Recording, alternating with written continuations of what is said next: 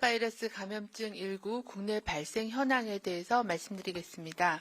3월 25일 현재 총 누적 확진자 수는 9,137명이며 이 중 해외 유입 환자는 227명입니다.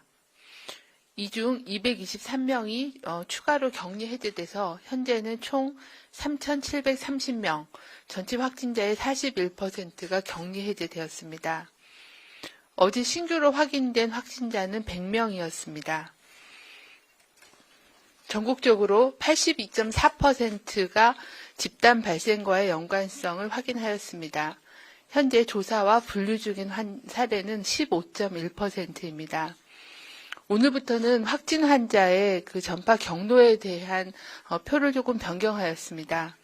보시면은 전체 확진 환자의 227명, 전체 2.5%가 해외 유입 사례이며 집단 발생과 관련된 사례는 총 82.4%입니다. 이 중에 신천지 교회하고 관련된 집단 발병이 55.6%를 차지하고 있고 집단 발병 여러 가지 교회 등 집단 발병 사례가 15.1%입니다. 또한 확진자의 접촉자가 11.2%이며 해외 유입된 사례와의 관련된 사례가 0.5%를 차지하고 있습니다. 어제 신규로 확인된 100명 중에 51명은 해외 유입 사례입니다. 특히 서울 지역 8명, 부산 지역, 그리고 인천, 울산, 강원, 충남, 제주, 그리고 경기 지역에서 대부분 해외 유입으로 인한 사례가 보고된 상황입니다. 세부 사례에 대해서 말씀을 드리겠습니다. 서울시 구로구 소재 콜센터 관련해서 전일 대비 추가 환자 발생은 없었습니다.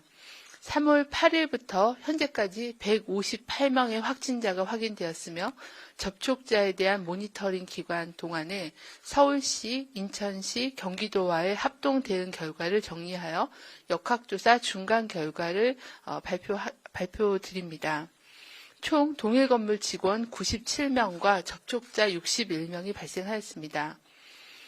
층별 발생률을 보면 11층 콜센터가 전체 직원 대비 43.5%의 감염자가 발생하여 가장 높았고 10층은 7.4%, 9층은 0.5%였습니다. 그 외 다른 층에서는 확진자가 발생하지 않았습니다. 해당 건물 직원 확진자 97명의 가족 226명 중 34명, 15%가 감염되었으나 확진자 97명 중 무증상 감염자로 확인된 8명의 가족 접촉자에서는 추가 환자가 발생하지 않았습니다. 아직까지는 무증상 감염 시기에 전파된 사례는 확인하지 못하였습니다. 대구에서는 사회복지시설 요양병원에 대한 전수조사가 완료되었고 검사 결과가 확인된 32,990명 중에 224명이 양성으로 확인되어 추가 조치가 진행되었습니다. 또한 정신병원 종사자에 대한 전수조사가 진행 중으로 총 99.8%에 대한 검사가 완료되었고 검사 결과가 확인된 81명은 모두 음성으로 확인되었습니다.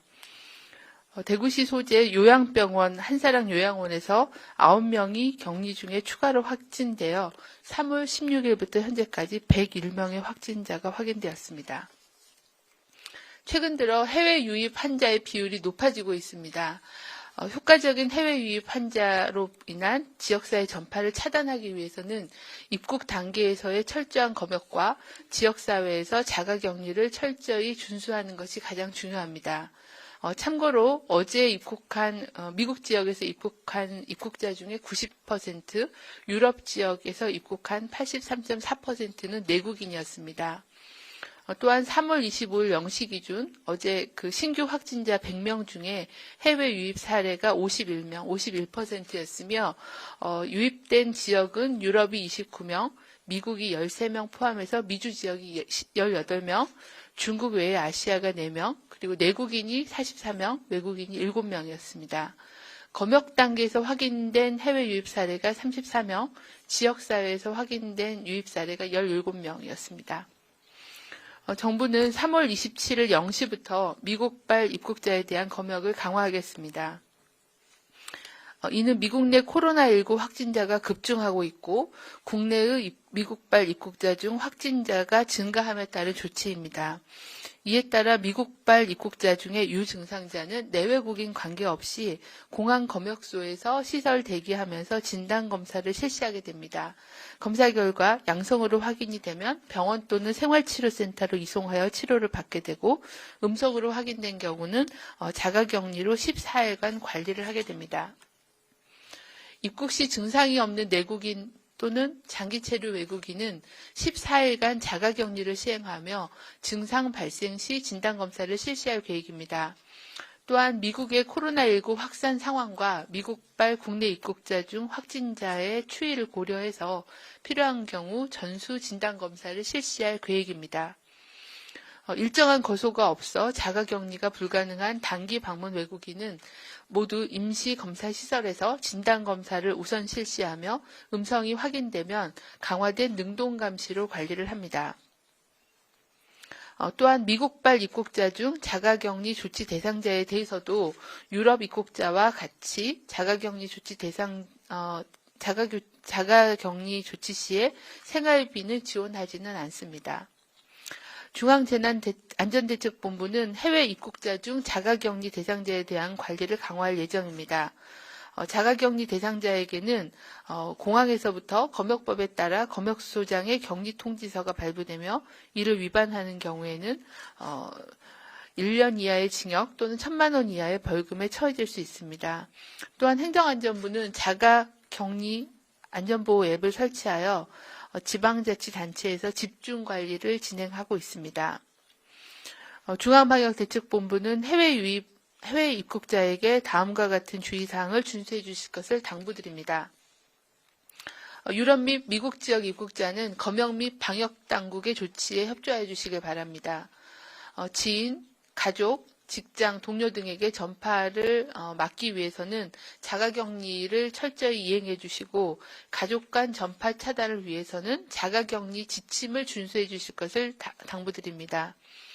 유럽과 미국 이외의 지역 입국자도 가급적 14일간 자택에 머무르며 사람과의 접촉을 최소화하고 개인위생 수칙을 준수해 주시길 바랍니다. 의심 증상이 발생할 때는 반드시 관할 보건소 1339 콜센터 문의를 통해서 선별진료소에서 진료를 받아주시고 반드시 마스크를 착용하고 자차로 이동해 주실 것을 당부드립니다. 각종 사업장에서도 해외 출장자에 대해서는 귀국 후 2주간은 출근하지 않도록 하여 회사 내에서의 감염 예방에 동참해 주실 것을 당부드립니다. 중앙방역대책본부는 코로나19 소독을 위한 일상 속 소독의 생활화를 강조드리고 가정이나 공공장소에서 안전하게 소독을 할 수 있는 방법에 대한 것을 안내드립니다. 알기 쉽게 카드뉴스로 제작해서 홍보할 예정입니다. 일단은 장갑, 마스크, 방수 앞치마 등의 개인보호를 착용해 주시고 70% 알코올 또는 희석된 차염소산 나트륨, 일명 가정용 락스입니다. 를 적신 천으로 자주 접촉하는 물체의 표면을 닦아주시는 게 가장 중요합니다. 소독을 할 때는 소독제에 영향이 있기 때문에 전후에 충분한 환기를 시켜주시는 게 중요합니다. 중앙방역대책본부는 전 세계적인 코로나19 대유행 상황에서 해외 유입뿐만이 아니라 국내에서도 종교시설과 사업장 등에서 집단 감염이 지속되고 있어 4월 6일까지 강화된 사회적 거리두기의 실천을 강조하고 있습니다.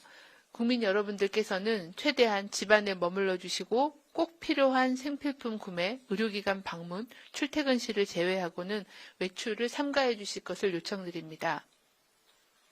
직장에서도 식사 시에는 일정한 거리를 유지해 주시고 다중이용 공간은 사용하지 않으며 손 씻기 등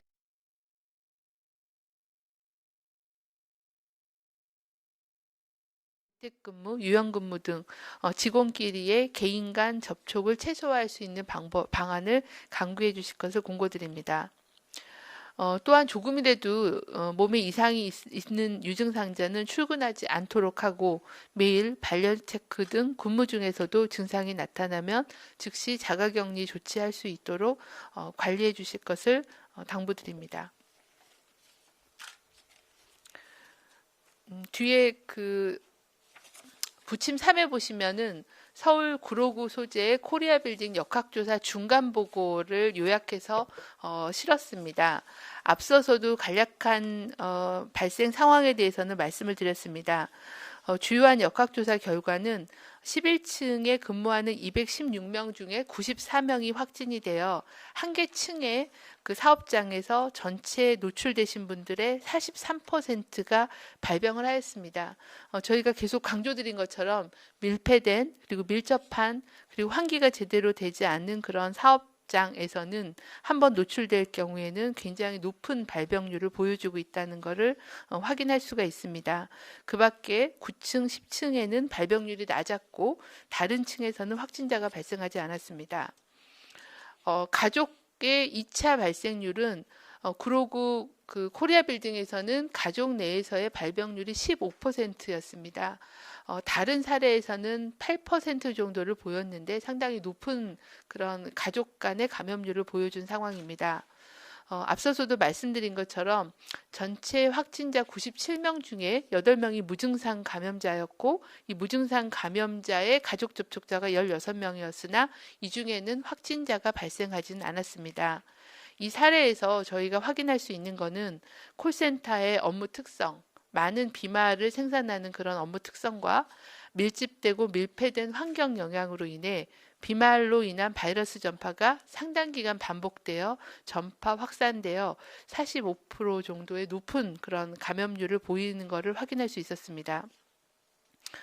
이런 대규모 집단 감염이 그런 지역사회 고위험 시설 등에서 확산될 수 있음을 다시 한번 재확인하였고 이러한 고위험 대상의 환자 조기 발견과 또 신속한 그런 접촉자 관리 체계를 강화하는 것이 필요하고 이런 부분들을 계속 지속 강화하도록 하겠습니다. 계속 강조드리는 것은 밀폐되고 밀접한 접촉이 일어날 수 있는 모든 그 사람 간의 접촉은 최소화해 주실 것을 다시 한번 당부를 드립니다. 이상입니다. 네, 질의응답 시간 갖도록 하겠습니다. 사전에 질의 중 3가지 먼저 하고 현장 질문 답변하겠습니다. 첫 번째 질의입니다. 유럽 미국발 입국자 자가격리가 의무화되는데 자가가 없는 사람은 정부가 별도로 마련한 시설에 묵는데 이 시설이 어디인지 숙식 비용은 우리 정부가 부담하는지 질문했습니다. 네, 외국에서 입국하신 분들은 대부분 거소가 있으신 분들은 저희가 앞에서도 말씀드린 것처럼 내국인의 입국자의 비율이 85%에서 90% 정도입니다. 그래서 대부분은 이제 국내에 거소가 있으시고 외국인이 한 10에서 15%인데 이 중에도 장기 체류하고 외국인 등록증이 있어서 국내 거소가 있는 외국인들이 상당히 있습니다. 그래서 이런 분들은 이제 본인이 입국할 때 신고하셨던 그 거소에서 자가격리를 진행하게 될 예정이고요. 이제 자가격리가 어려운 그런 장기 그 입국자에 대해서는 지자체가 접촉자에 대한 격리시설들을 다 운영을 하고 있습니다. 그래서 그러한 격리시설을 이용해서 자가격리를 준수할 수 있게끔 지자체가 관리하고 있다는 말씀 드리겠습니다.